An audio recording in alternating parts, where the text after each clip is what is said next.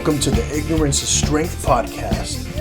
I'm your host, Fabian motherfucking Ojeda, and I don't know shit, but that's okay. All right, let's get this shit started. Thank you everybody for listening to the Ignorance is Strength podcast. Hope you all enjoyed episode number 87 with Mr. Joel Carroll, the author of the book of Joel. A lot of craziness going on there, and glad he was able to turn things around for himself, and do something positive by writing that book, right? Giving people a glimpse into what he's been through. So hopefully that'll help a couple people out there. We're back today with a brand new guest. Want to welcome to the podcast, Ms. Bekah George. How are you doing today? Hi, I'm doing great. How are you? Good. Just ready to learn a little bit about what you do. And I think I've had a life coach on before, right? And I still didn't really kind of get what it all entails. I think some people have different interpretations of what what it is and what you do. So I'm very curious to learn about that. Yeah, so I love what I do because I get to help people level up from where they are to where they want to be. So I'm actually a mental health therapist and a coach. So I like to say that I do a little bit of both. So I do both therapy and coaching. And so I actually get to kind of marry the two of them together. So I get to not be as intimidating as a therapist. So as a therapist, you may come to my couch and lay on my couch and talk to me about some things that might be intimidating, right? So it may be like, let's talk about some of your trauma in your past. And you may not want to go there. You may not want to talk to me about things that happened to you as a kid, or, some major stuff that you don't really want to unveil to me, right? So it may just be really scary to talk about. And as a coach, it may be a little bit more surface level, like we may just be talking about goals or those types of things. But as a mental health coach, I get to do both. So I get to kind of bring the two of them together. And then I also kind of specialize in some spirituality pieces as a faith-based coach. So I bring the spiritual side of things as well. So I like to say that I am a spiritual soul care coach. So I do kind of everything as a holistic coach. So I say, we can't treat the person without doing all of those things. So I say, I want to help you to be the best version of yourself, because you don't live the life that I'm going to live, right? And I'm not going to live the life that you're going to live. So I really sit down with my people and say, how do you feel right now? And where do you want to go? What are your goals in each one of your sections of life? So we break down the life in each section. So I'll say, what are your goals in your business, in your career? What are your goals in your spiritual life? What are your goals in your physical wellness? What are your goals in, your relationships? And I break down each one of those. And so we kind of figure out how to get you to your next level in each one of those sections. Does that make sense? Yeah, it definitely does. And I think, I have heard it explained that way before. I guess my question is, because that's a lot, that's like lofty goals there, right? And you mentioned faith-based. I wonder if, when you mention faith, people automatically think like, oh, religion, or if they just, because when you mention faith, it could mean a number of things. You mentioned spirituality. Spirituality, if you say that to me, it doesn't necessarily trigger religion in my brain, but to some people it may. Are you more like faith-based in the sense that you kind of look at the whole spirit, and or is it more geared toward a certain religion or anything like that? Yeah, great question. So I am a Christian. So for me, I look through the worldview of Christianity. So when I do my goals, I look through that worldview, and that is kind of the things that I set my goals up for. I would say 90% of my clients are Christians, just because that tends to be the group that I attract. But I probably have 10% of clients that are not Christians, who either identify as non-religious at all, or, maybe they have other religions. And I'll just say, okay, let's insert your religion, or let's insert your spirituality, or whatever it is that you identify with, Mm-hmm. which is totally fine. You don't have to have any religion or any spirituality, or maybe you just say, your higher power is yourself, or maybe you don't have one at all. So it's not like it has to be that, but when you're talking about me personally, that is my spiritual belief is Christianity. So, but whenever I look at my clients, I'll have that conversation. I'll say, whenever I say spirituality or faith, what does that mean to you? So that I can fully understand what that means when I'm looking at their belief system. Yeah, so I wonder because, like, let's say let's say I had a friend who was a client of yours, and they're like, Fabian, you need to go, try this out, and as soon as you mentioned like faith-based, I might like be, I'm not sure about that, Yeah, But you explained that right there, very well, where you check in and what does it mean to you, kind of thing, as opposed to like this is what it is. So absolutely. And I'm definitely. totally respectful of all of that, because I know that can mean something completely different to someone else. And I want that to be what's comfortable for them.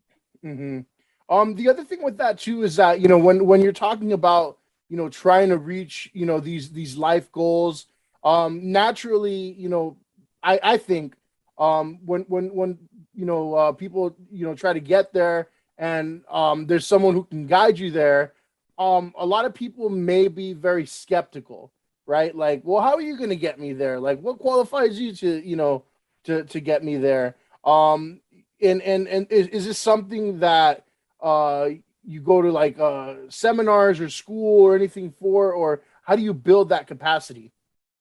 So there is no governing body when it comes to life coaching. There are a lot of quack jobs out there that say that they are life coaches, and there are a lot of people who are not educated that are really great at life coaching, right? Because we all know that education and intellect are not synonymous, right? There's a Right. lot of people out there that have great list of degrees that are very intelligent people, and a lot of people who have doctorates that are ignorant. That are idiots, I'll tell you that right now. I met a lot of them. Absolutely. So I don't always, think that goes hand in hand. I do believe that I am qualified because I do have a master's degree in psychology. So I do believe that I understand people. I do understand, all of that when it comes to like how people work.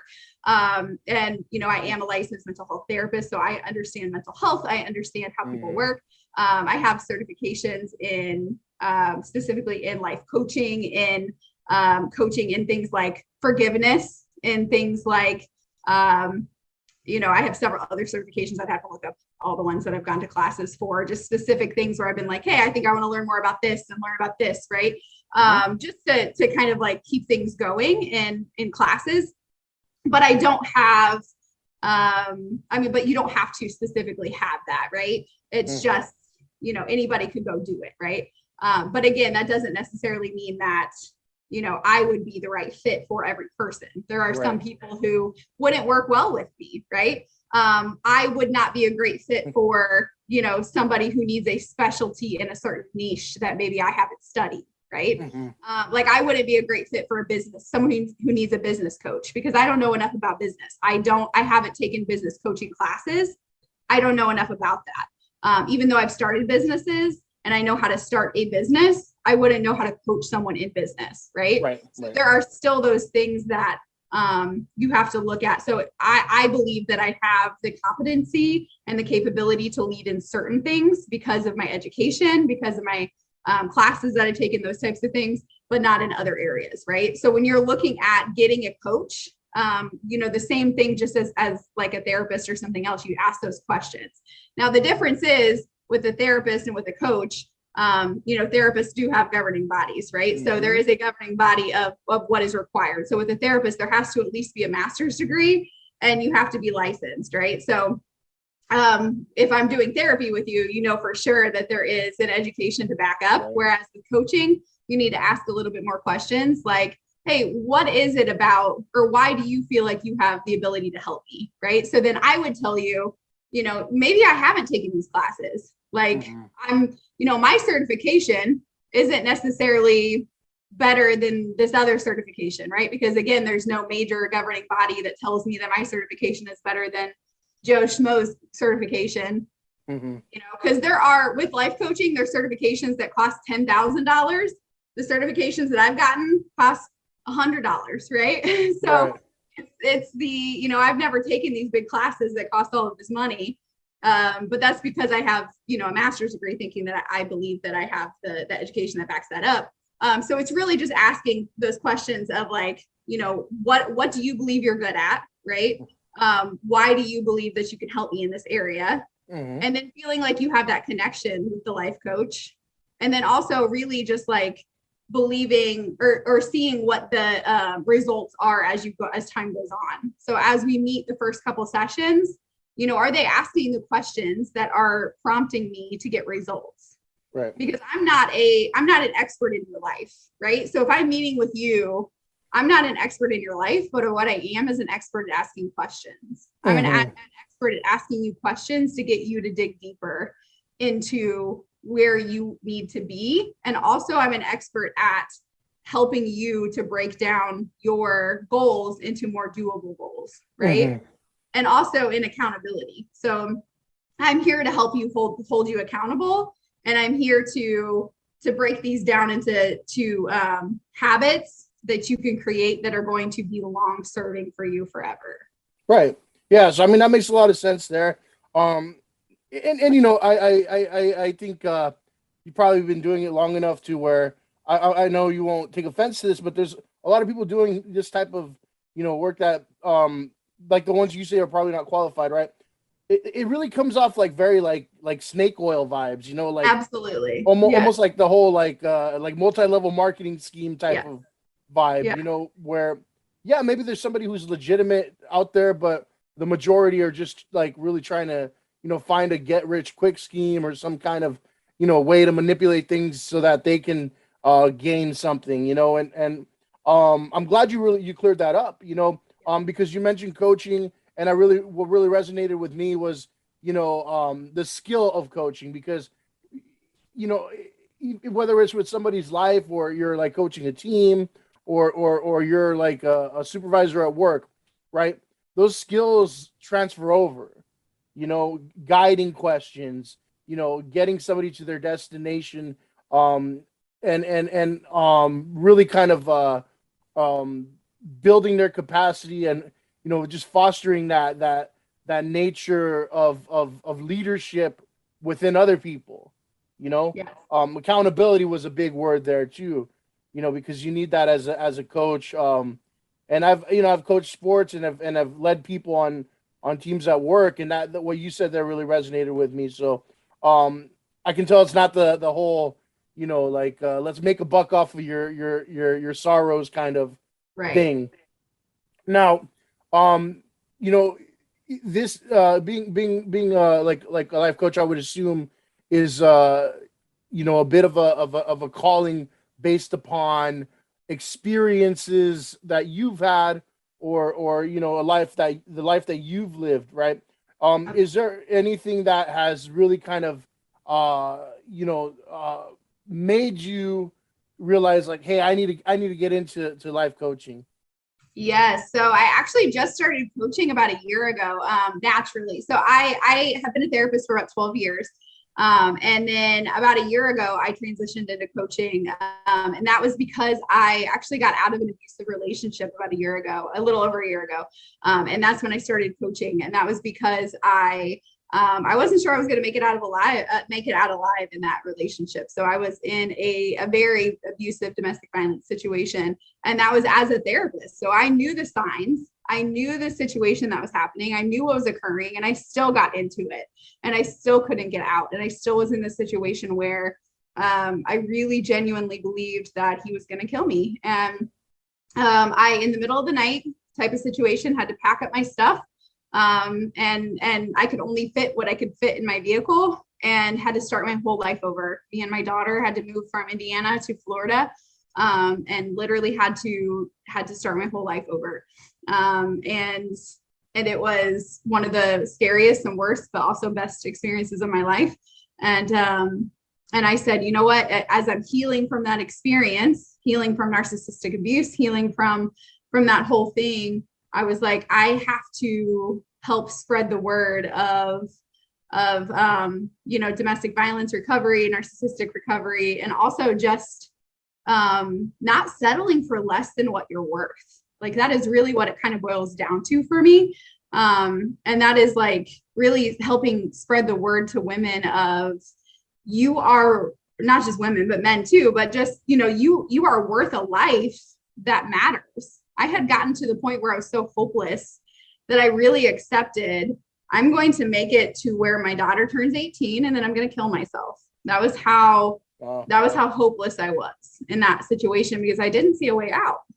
Mm-hmm. And that was with me having all the resources that I could possibly have, knowing all the signs, knowing all of those things. I really genuinely, that was my life. And I had that little spurt of hope of a moment where I was like, no, like I had this strength for a moment for my daughter, strength and belief in my faith in the Lord, strength in that, where I looked in the mirror and I said, I deserve better than this. I'm not going to live like this. And so that was that. And so I got out of it and I said, you know what? I don't want to do therapy is great. And I believe that there's a place for therapy. I believe that it's a great thing, but therapy, a lot of times people get stuck in that for years and years and years. And coaching is great because it's more solution focused. Let's get you from here to there. And I love seeing people light up and realize that they're worth so much more than the current blah that they're living in, Mm-hmm. And I just love that light up moment. And so that is what I live for. And that's what coaching does for me. Okay.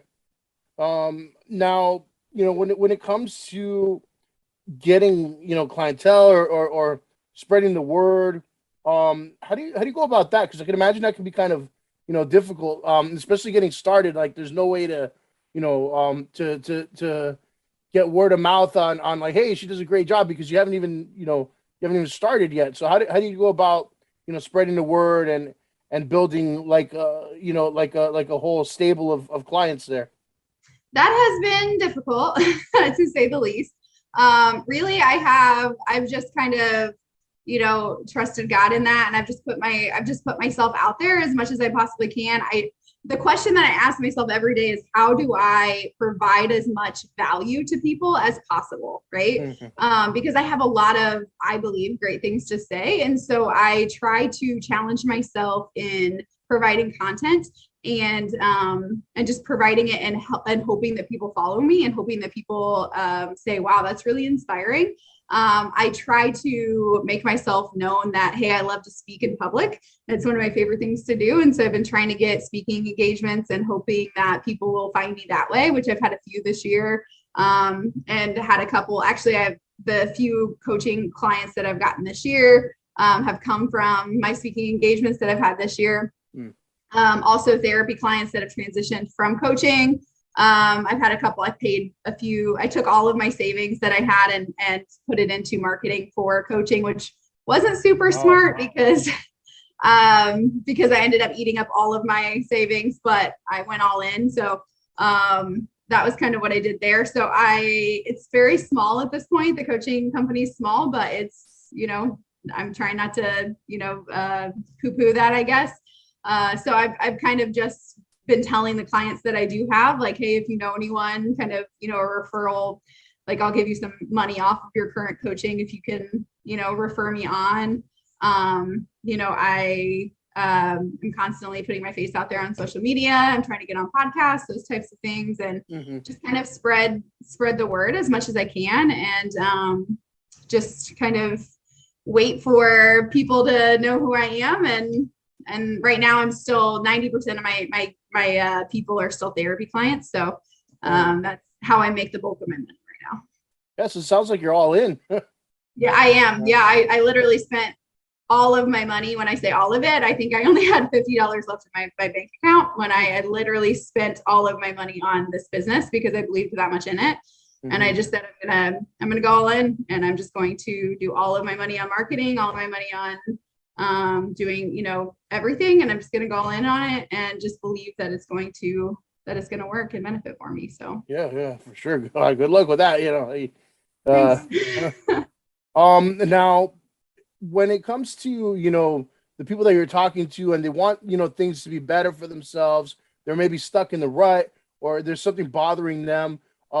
There's got to be trends out there, right? There's got to be something that's similar, amongst many of them, right? Especially given the times that we're living in. Is there anything that you've noticed that's really kind of like, in general, just bugging people these days?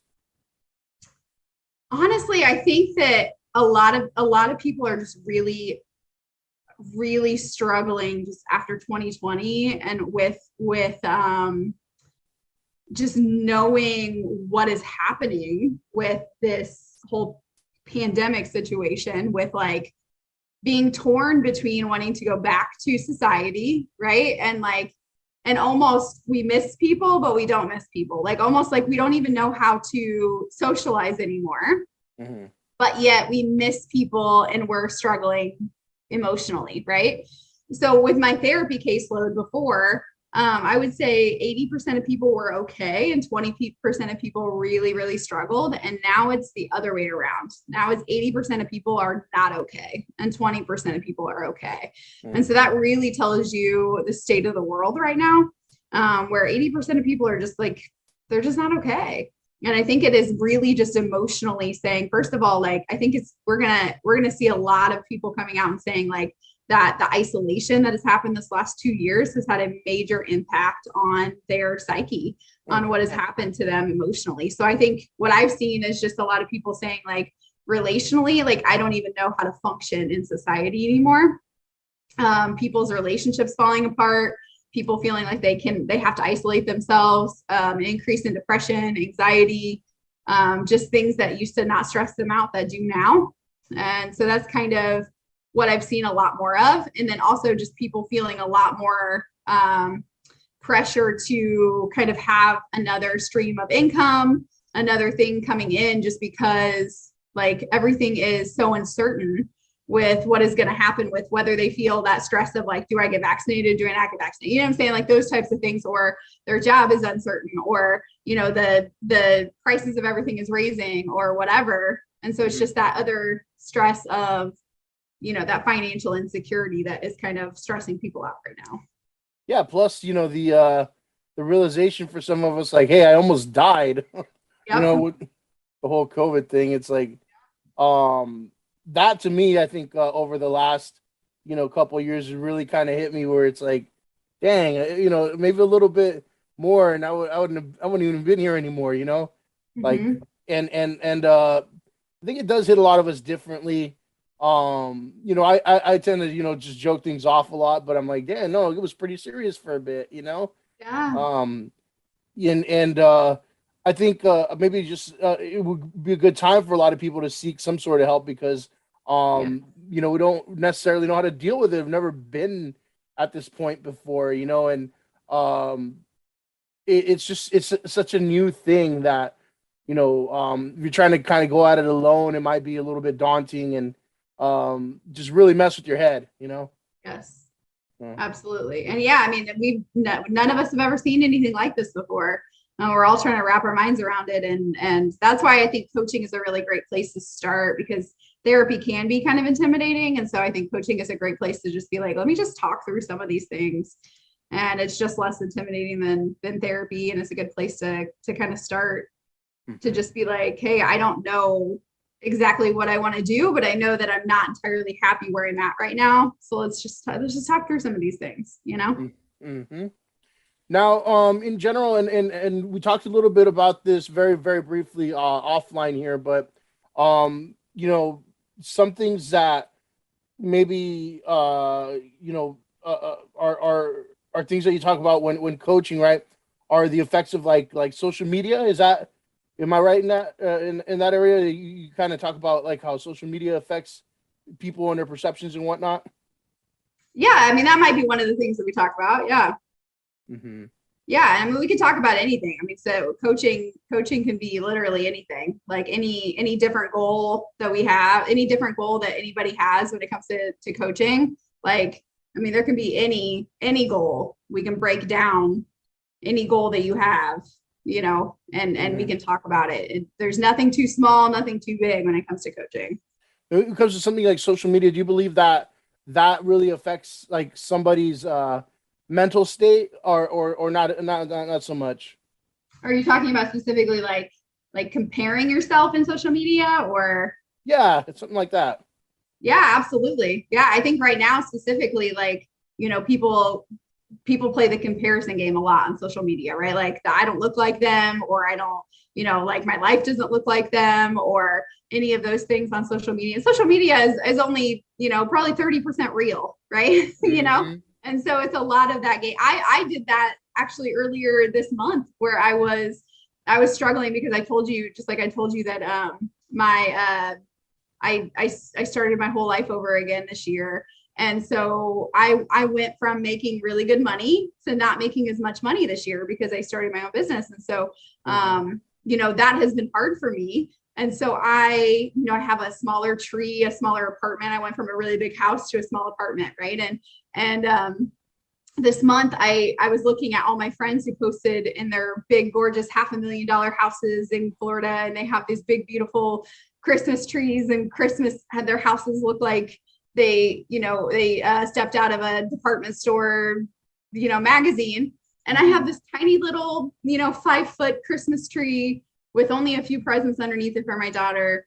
And I'm super blessed. I mean, for sure. But like, I had something in me for a minute that was like, what kind of, woman are you that you can't decorate your home to look like this, right? Or you don't have this big, beautiful house at 35, or you don't have a husband to celebrate with this year, or whatever that is, right? Like all these thoughts came in my head of like, who are you?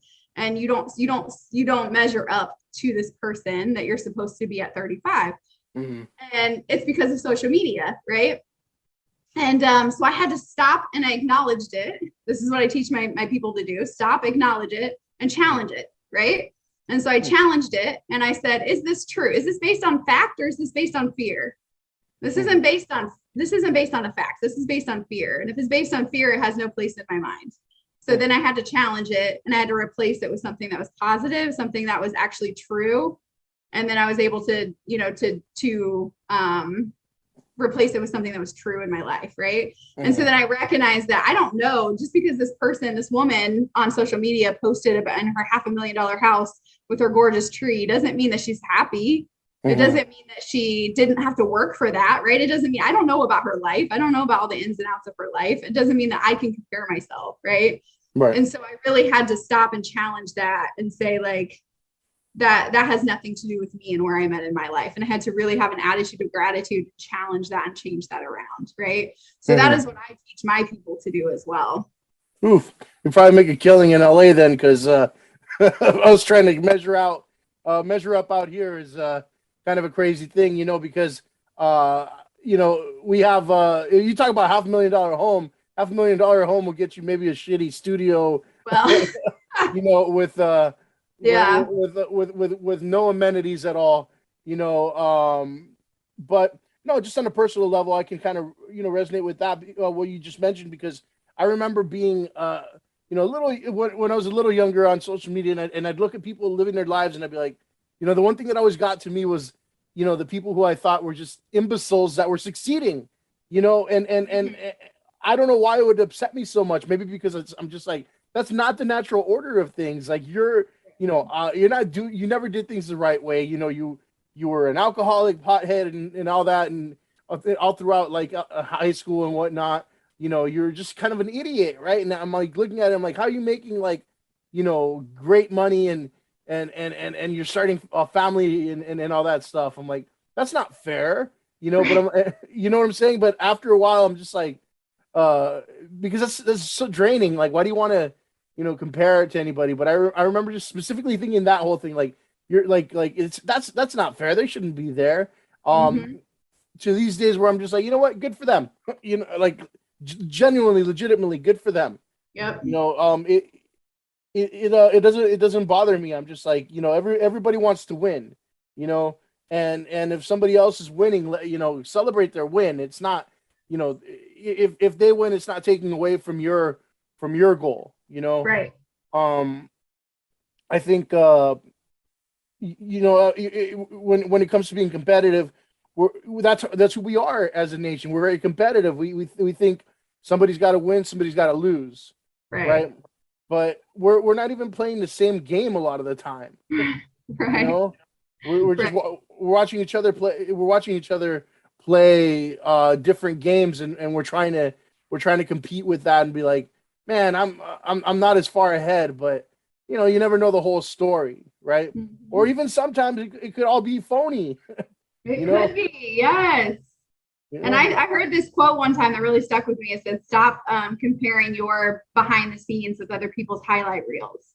And that Mm, stuck with me so much because it's like I don't see their behind the scenes. You see every second of your day. You only see what they want you to see. You don't see that maybe they were fighting with their husband or wife before they posted that. You don't see the tons of debt they went in to get into that house, right? You don't see the bankruptcy they had to do, right? You don't see those things that maybe they had to do, or all the struggle they had to do to get there.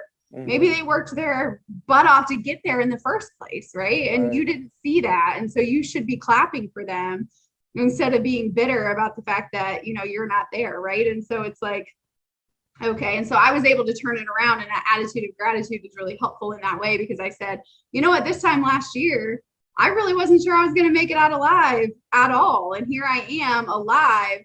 And me and my daughter I was able to buy a tree, and I was able to put these ornaments on the tree together with her. And she didn't have to bury her mom, right? Like, and that could have been the reality, 100%. That could have been the reality that she did not have a mom this Christmas. So I need to pull it together and really have this attitude of gratitude in this moment to say, you know what, like there will be a day, I believe 100%, there will be a day where I will be in my dream home and I will have that, husband that I want, and this will happen. But today I need to be thankful for where I'm at and Mhm, challenge that comparison game because it does nothing beneficial for me. mhm. And so that's kind of the attitude that I can help that, that client to say like, hey, let's get out of this comparison game because that doesn't do anything but hold us back. And Right. let's challenge that, right? Ooh, feel like I got a little mini session right here already. That's good, right? Yeah. I'm not gonna challenge it anymore. Guaranteed after this conversation. Never. We'll see how that goes. But what else out there might there be about life coaching that people are unaware of? I kind of feel like we have a bit of an understanding based on we've talked about so far. But is there anything else that you'd like to point out there? Like if you have to know anything about life coaching, this is it. Yeah, I think it's really just about really looking and taking inventory of your life in general. So also it's about your relationships. What kind of relationships do you have right now? So really I've seen my clients say that it impacts their relationships the most too. So, do I have healthy communication in my relationships? Can I communicate with my spouse? Can I communicate with my kids? Can I, communicate with my boss, right? And then do I value myself enough to have the relationships in my life that I need? That's one of the reasons that I went into this, right? Is because I didn't value myself enough to get into the relationships that I deserved.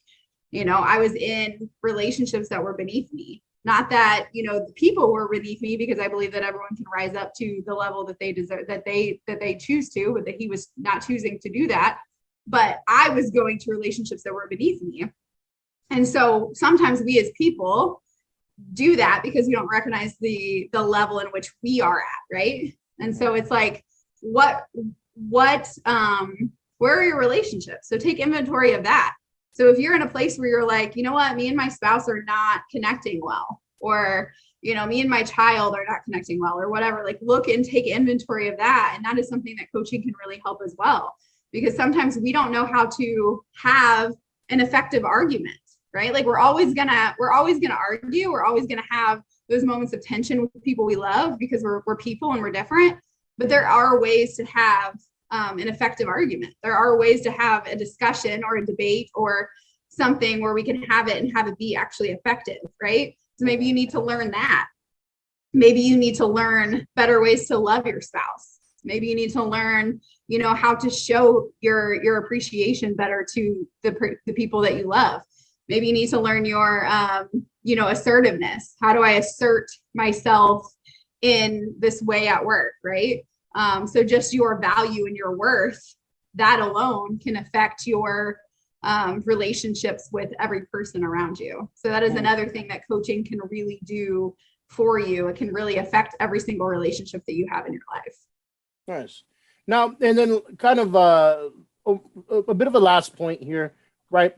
And I don't think I asked this yet, and I don't think I picked up on it. If I did, maybe just reiterate it. But what is like the it's kind of a tough question here. What is it like a legitimate way to get into, becoming like a life coach? I think we kind of maybe touched on it a little bit, but just to kind of close it out. Yeah, so anybody can be a coach, just like I had said, like anybody can technically be a coach. I suggest going through the process of at least educating yourself in some way. So there are different classes that you can go to. Like I said, there are different groups that you can go all the way from $10,000 to $20,000 all the way down to $9.99, right? I don't think that the higher education ones necessarily are better. I think you just need to find one that you're passionate about. So choose a niche that you're passionate about. If you're like, you know what, I want to be a life coach. Great. Awesome. First of all, don't be the sleazy kind that says that you don't need any kind of education to do it. Don't do that. Choose to educate yourself on what you want to do and really hone in on your craft. So choose one thing. So if you say, you know what, I'm going to be a life coach, but I want it to be on relationships. Great. Learn everything that you can about relationships. So, look up some of the different schools that offer, there are certifications, there's classes, and there's all kinds of them online that you can take. And even if it's just a certification that is just a regular certification, like at least it's something that teaches you some tools that you can utilize that actually are tangible tools that you can then give to your clients. Anything is better than nothing, right? But I would say choose a niche and have some kind of certification that you can give. I would say then like make sure that you market yourself like honestly with integrity. Here are the things that I can offer you. Here are the things I'm not good at, or the things that I don't know about. And here are the things that I do know about, right? If a client comes to me and says, hey, I want financial coaching, I say, yeah, no, that's not my thing, right? Like, I don't know anything about finances. I'm not going to lie to you, right? Or, hey, I am not certified in X, Y, and Z, or yes, I am certified in X, Y, and Z, right? I've taken classes in this, but I'm not certified in this, right? So just have that integrity with that. And then, know what you're good at, and then you can start coaching in that way. And that's kind of it. There are websites that you can be a part of. So there's like websites like bark.com. There's websites like betterup.com. There's several other websites that you can be a part of that help you to get your name out there as a coach. You have to pay for them, like a monthly fee or a fee based on, bids. So you may pay $30 a bid for somebody or something like that, that you could choose to utilize. I've done those before. Sometimes it's worth it, sometimes it's not. So those are ways to grow your business should you decide to. I would suggest that you get a coach. I've had coaches in the past, several coaches myself, to first of all know what it's like to have a life coach, and to really just so that because it's not going to be helpful for you to be like, I really don't know what a life coach does, right? And second of all, so that you can have that value poured back into you. So get a coach as well, both a business coach and a life coach, I would say, so that kind of how to grow that business, and then also so that what a life coach does as well. Okay, yeah, wow, it's a good, nice little package there. I wasn't expecting all that, but that's good. Sorry, I like to teach. That's what I do. No, very helpful. Because I think I did have one life coach on before, and but it wasn't I don't think it was as legitimate, and so we get this, those who have listened to both episodes now kind of get like a little bit of A, a little bit of B, and the last one was just I'm like you just sound so crazy, like like you're leaving like a weird taste in our mouth, but I think a lot of coaches are kind of like, just like, because I did, whenever I wanted to start coaching, I literally interviewed, like whenever I wanted to start this coaching business, I interviewed probably 50 coaches to see what coaches were like. And I had one coach who, I'm not even kidding, she Zoomed with me, and she was sitting on a big purple rug, and she was sitting like this, and she had her legs crossed, and she was, And I mean, it was like a movie. And I was like, what is happening right now? And she was like, I will feel your aura, and our auras will see if we connect, and I will tell you if we will work together. And she told me she charges $350 an hour or something crazy. And I said, what is your education? And she had zero education and zero like certifications and stuff, but she was going to charge me $350 an hour. And I was like, yeah, no, we're not doing that.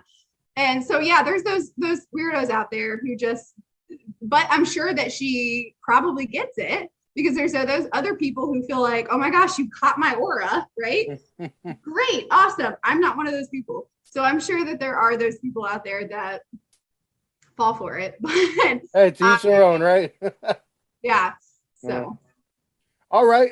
Is there anything else you wanted to throw out there to the podcast world, or maybe where people can find you?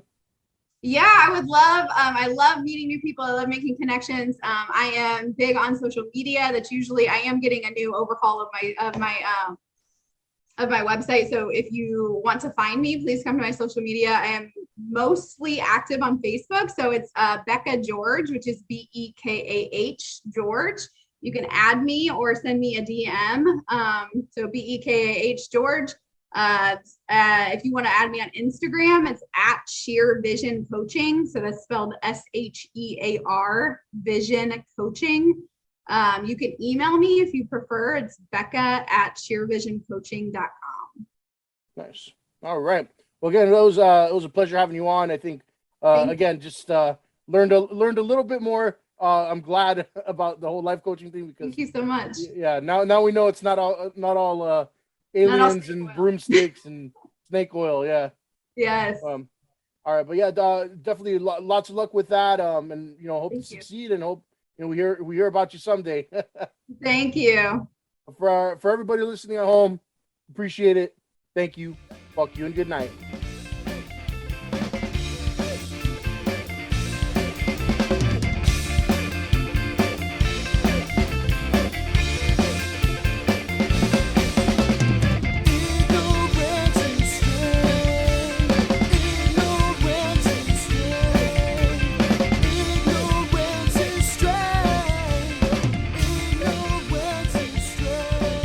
Subscribe to the Ignorance is Strength podcast on Spotify, Apple Podcasts, and Google Podcasts. Like, follow, and share on Facebook and Instagram at Ignorance is Strength Podcast, and on Twitter at The Ignorance Pod.